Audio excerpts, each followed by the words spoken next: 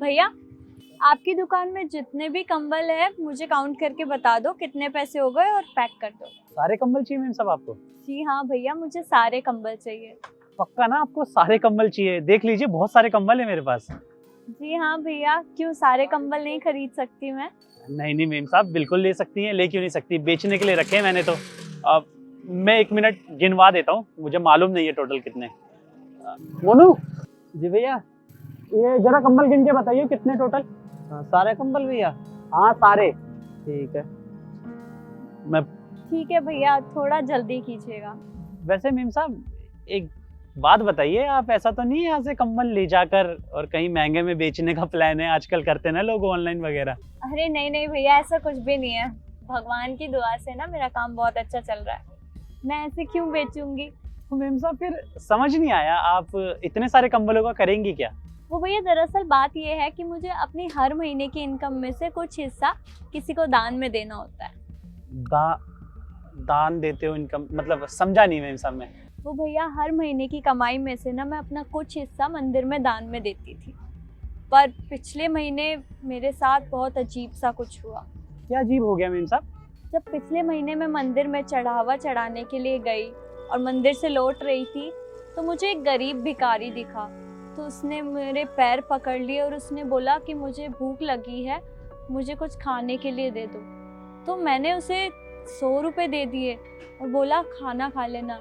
तो उसी रात सपने में ना भगवान जी आए। भगवान जी ने मुझे कहा तुम्हारा चढ़ावा मुझे मिल चुका है 100 रुपये। जब मैं सुबह उठी तो मुझे बड़ी बेचैनी हुई, क्योंकि पिछले कई सालों से मैं मंदिर में दान दे रही हूँ, चढ़ावा चढ़ा रही हूँ, पर कभी मुझे ऐसा सपना नहीं आया। मैंने जब उस भिखारी को पैसे दिए उसी रात मुझे सपना आया।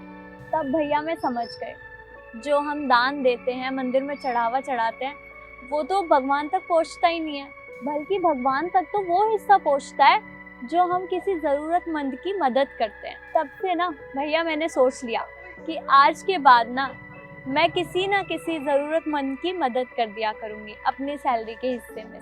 तो इस बार जैसे ही मेरी सैलरी आई तो मैं आपके पास आ गई। मैंने सोचा कि इस बार कंबल दान में देते हैं, क्योंकि आपको तो पता ही है कितनी ज़्यादा ठंड हो रही है और रोड पे लोग बिना कंबल के सोते हैं। तो इस बार भैया मेरी सैलरी का हिस्सा उन ज़रूरतमंद लोगों के लिए होगा जो इस कड़कती ठंड में बिना रजाई और कंबल के सोते हैं। तो बस मैं ये कंबल लेने आई हूँ। वैसे बहुत बड़ा दिल है मेम साहब आपका, जो आप गरीब लोगों के लिए इतना सोच रही हैं। वैसे भी ठंड बहुत ज़्यादा है, उनको तो खास तौर पे इन चीज़ों की ज़रूरत है। और वैसे भी हम होते कौन है भगवान को दान देने वाले?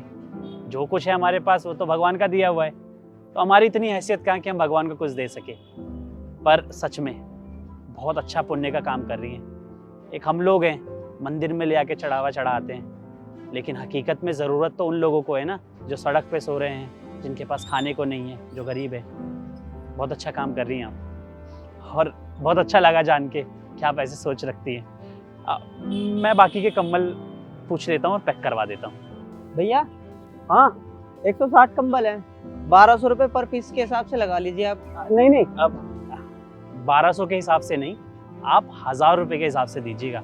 अब देखिए आप पुण्य करने जा रही हैं तो हमारा भी हक बनता है कि हम भी थोड़ा सा पुण्य कमा लें। वैसे तो 1200 रुपये के हैं कंबल, मैं आपको 1000 रुपये के दूंगा, तो कुल 160 कंबल हो गए, तो आपके हो गए 1,60,000 रुपये।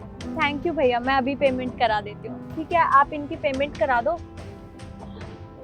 और भैया प्लीज़ आप कंबल ना गाड़ी में रखवा दीजिए, आज शाम को ही कंबल बांट। जी मैं रखवा देता हूँ, आप आ जाइए, जरा हाथ लगवा दीजिए।